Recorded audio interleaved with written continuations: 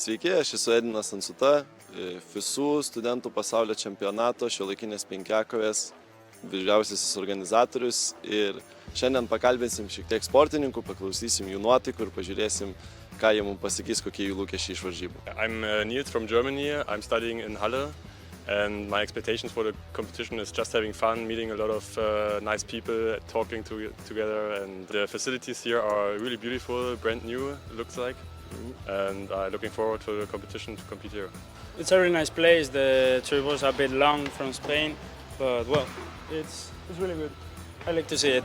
Yeah? It's better in person. I'm feeling nice. I don't have any expectations. I just want to see how everything goes, but well, we'll see. The facility is good, and for what I'm feeling nervous about the competition because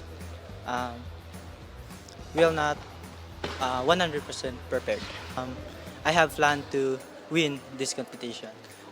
Yeah, that's it. 22-24 dienomis lauksime visų VDU sporto centre, Studentų gatvė 9A akademijoje, FISU studentų pasaulio čempionatas šiuolaikinė penkiakovė.